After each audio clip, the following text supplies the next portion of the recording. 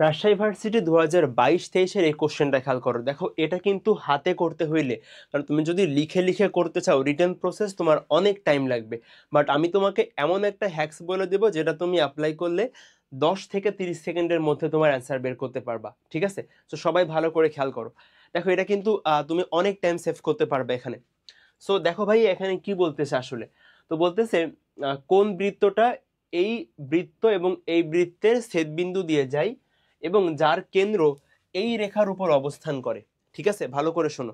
So আমাকে একটা বৃত্তের সমীকরণ বের করতে হবে, যেটা হচ্ছে আমার কোশ্চেনে প্রদত্ত দুইটা বৃত্তের ছেদবিন্দু দিয়ে যায় এবং আমার নির্ণেয় যে বৃত্তটা, ওই বৃত্তের কেন্দ্র হচ্ছে, ওই বৃত্তের কেন্দ্র হচ্ছে bx মাইনাস এ ওয়াই সমান 2ab, এই রেখার উপর অবস্থান করে। ঠিক আছে, সো এটা কিন্তু ম্যানুয়ালি করতে হলে তোমাকে মানে একটা মেইন প্রসেসে করা লাগবে। তোমাকে হলো যে প্রথম বৃত্তের সমীকরণ প্লাস কে ইন্টু দ্বিতীয় বৃত্তের সমীকরণ, সেখান থেকে আবার যে তোমার কে এর মানটা বের করতে হবে। ঠিক আছে, সো ম্যানুয়ালি করতে হলে অনেক টাইম লাগবে। আমি তোমাকে দেখো 10 থেকে 20 সেকেন্ডে বলে দিচ্ছি, তুমি কি করবা খেয়াল করো।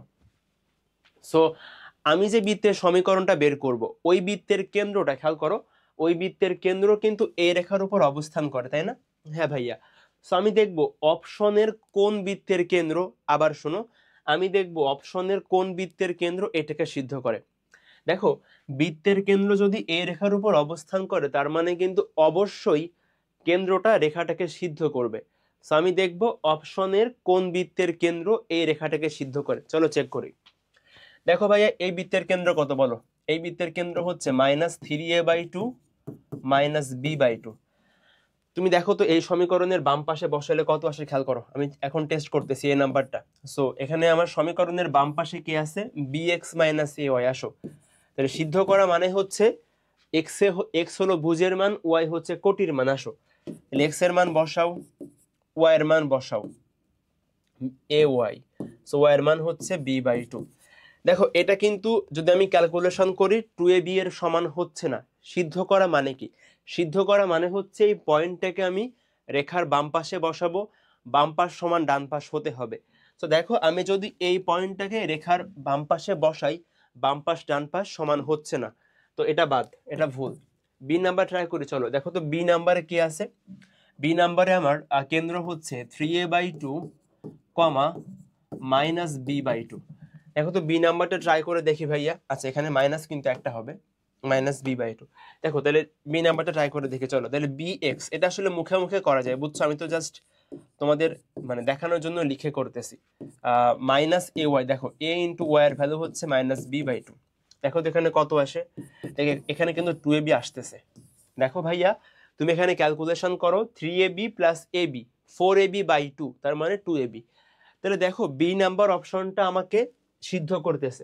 বি নাম্বার অপশনটা এই কেন্দ্রটাকে, এই রেখাটা সিদ্ধ করতেছে।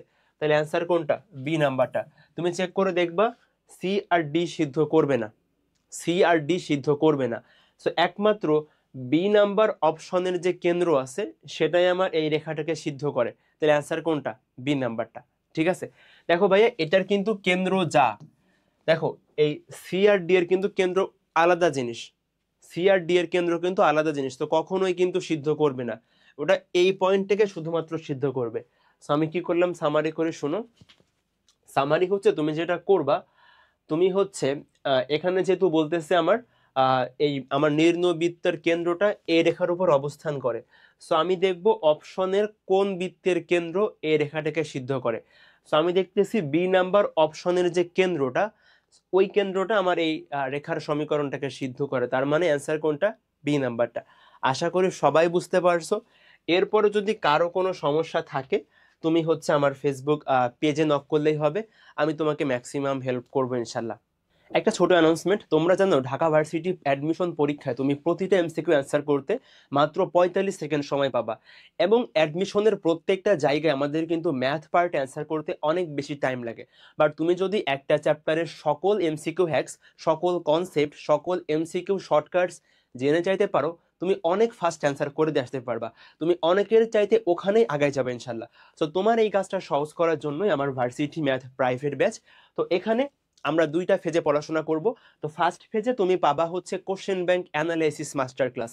তো এই কোশ্চেন ব্যাংক অ্যানালাইসিস ক্লাসে তোমার কোশ্চেন ব্যাংকের প্রত্যেকটা টাইপের বেসিক থেকে শুরু করে যতগুলা কোশ্চেন আছে, প্রতিটা কোশ্চেনের কনসেপ্ট, শর্টকাটস, ট্রিক্স যা যা আছে সবকিছু তুমি এখানে গোছানো করে পেয়ে যাবা।